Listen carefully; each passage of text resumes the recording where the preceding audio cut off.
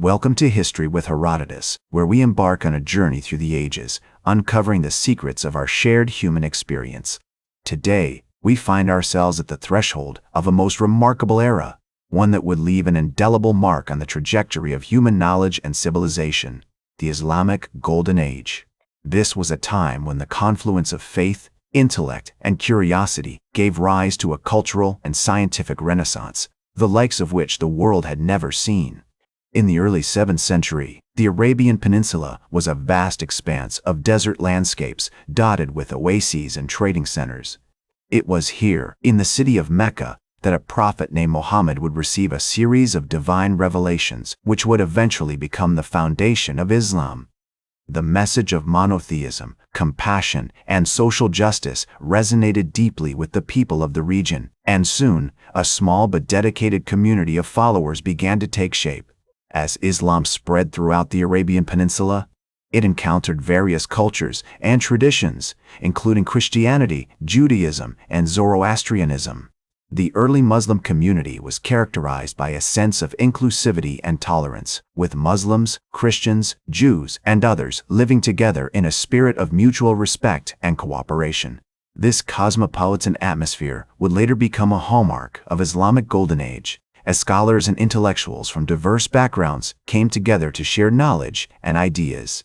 In 632 CE, Muhammad passed away, leaving behind a community of believers who were determined to carry on his mission. The first 4 caliphs, known as the Rashidun, played a crucial role in shaping the early Islamic state. They established a system of governance, expanded the empire through military campaigns, and began to consolidate the teachings of Islam into a coherent body of law and theology. One of the most significant events during this period was the conquest of Persia, which took place in the 630s CE. The Sasanian Empire, with its rich cultural heritage and sophisticated administrative systems, was absorbed into the growing Islamic Caliphate.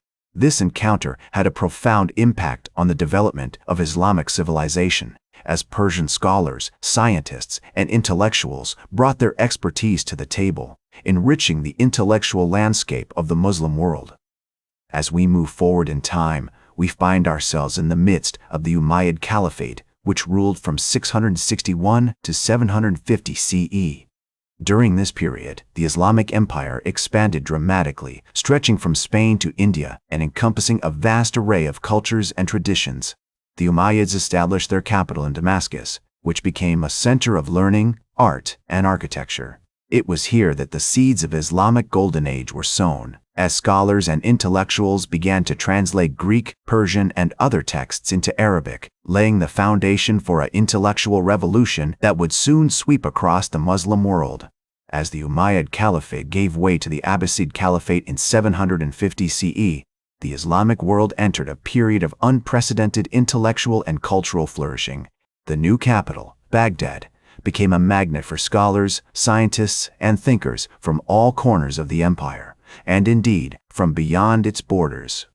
It was here that the House of Wisdom, a renowned center of learning and translation, was established during the reign of Caliph al-Mansur, who ruled from 754 to 775 CE. This institution would play a pivotal role in the preservation and transmission of ancient knowledge, as scholars such as Hunayn ibn Ishaq and his son Ishaq ibn Hunayn labored tirelessly to translate Greek, Persian, and Syriac texts into Arabic. One of the most significant events of this period was the translation of Aristotle's works into Arabic, a task undertaken by the aforementioned Hunayn ibn Ishaq and his team. This monumental effort not only preserved the wisdom of the ancient Greeks, but also made it accessible to a wider audience, sparking a philosophical and scientific renaissance that would have far-reaching consequences.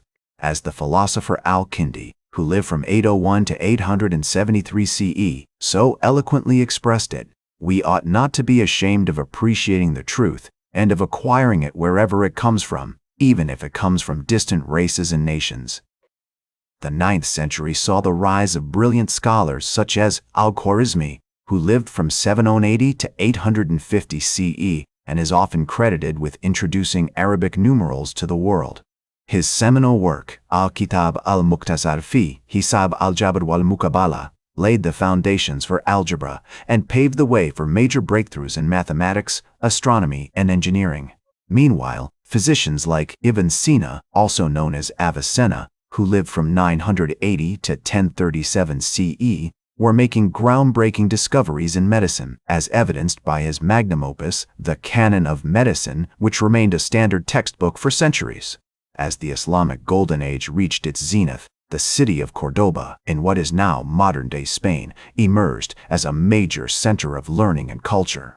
Under the patronage of the Umayyad Caliph Abd ar-Rahman III, who ruled from 912 to 961 CE, scholars such as Ibn Rushd, also known as Averroes, who lived from 1126 to 1198 CE, and Ibn Tufayl, who lived from 1110 to 1185 CE, made significant contributions to philosophy, medicine, and astronomy.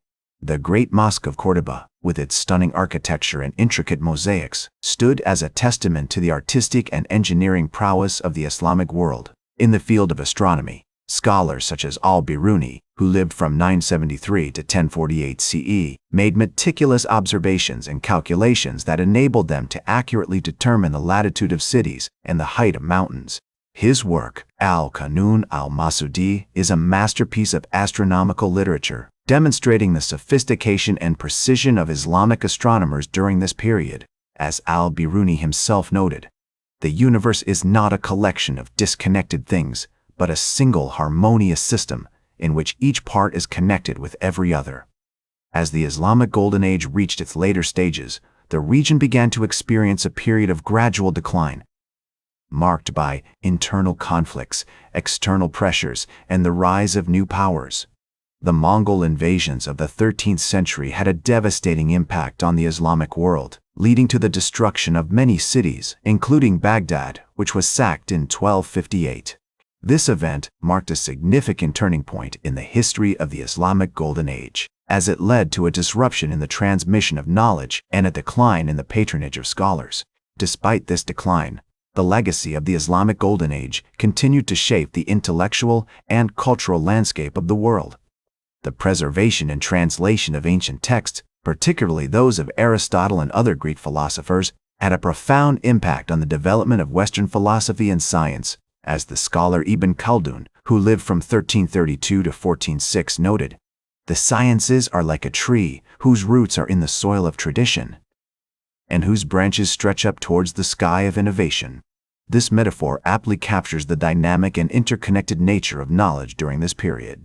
In the centuries that followed, the Islamic Golden Age was remembered as a time of great intellectual and cultural achievement. The scholars and thinkers of this era were celebrated for their contributions to various fields, including philosophy, medicine, astronomy, and mathematics.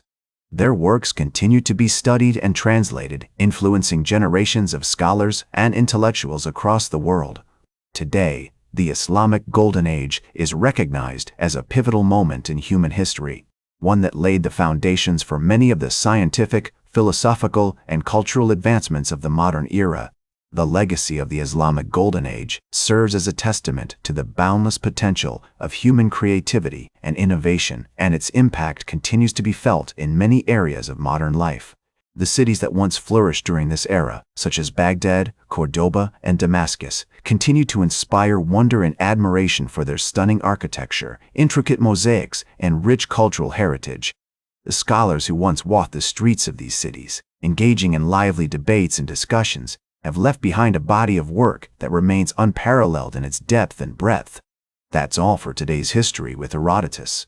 Remember to like, share, and subscribe. And until next time, remember that, to understand the present, we must first understand the past.